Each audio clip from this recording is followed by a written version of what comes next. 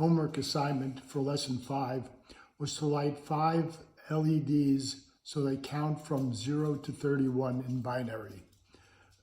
This is my breadboard layout. I use GPIO pins 11, 13, 15, 26, and 18 for my outputs, and my ground connection was pin number 9. I decided to approach the homework with arrays.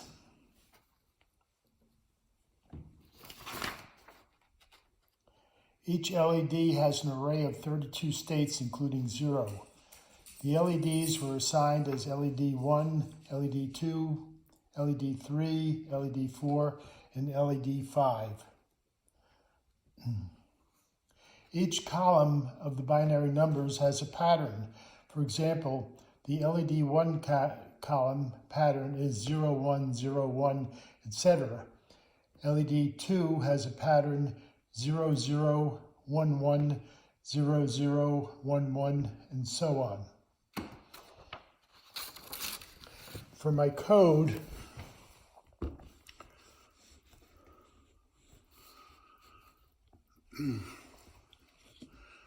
I first imported RPI.GPIO and I imported time. And then I initialized the GPIO pins with the set mode as board, and then the pins that I was using as output. Then I started to create my array. I used a delay equals 1 is 1 second. You'll see that later in the code. And then I created an array of all zeros for each of the LED ones.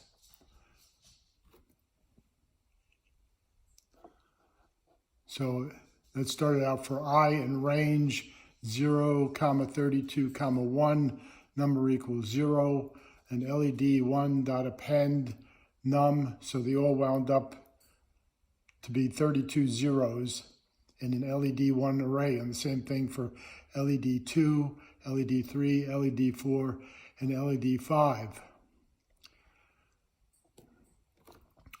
I then created the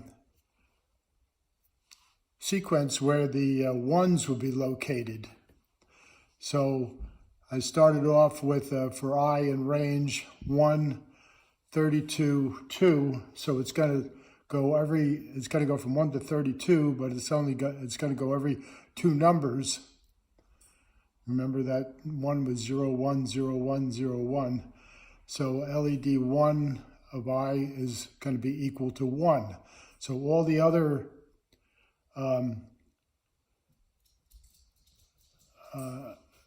items in the array remain 0. So it's going to be 0, 1, 0, 1, 0, 1 for the array.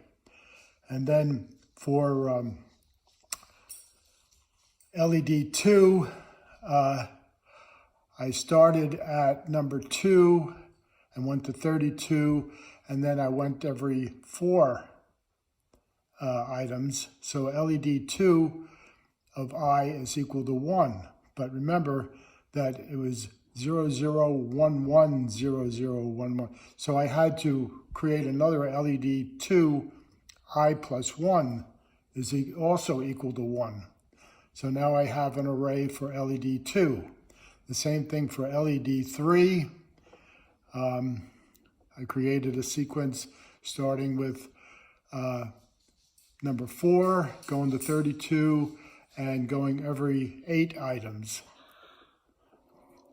But I had 4 ones. And the same thing for LED 4. And then for LED 5, I just had to create ones from 16 to 32. All the rest of them were going to be zeros. And then I created a for loop for my GPIO pins, so that I went for like GPIO.output 11 LED I. So it would look for LED I at 0 and would come back with a 0. If when it went to a 1, LED I would be 1. So I'd have an output of 1, which would be true, and turn that LED on. And then finally, I did a cleanup. Okay, so I'm going to run this.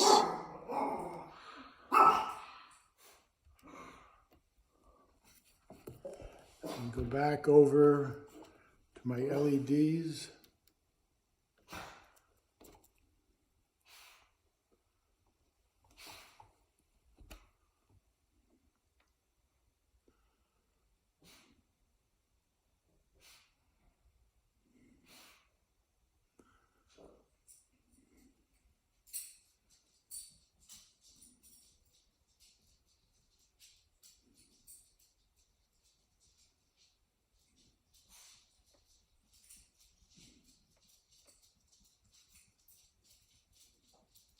And that's it. It counted from 0 up to 32 in binary.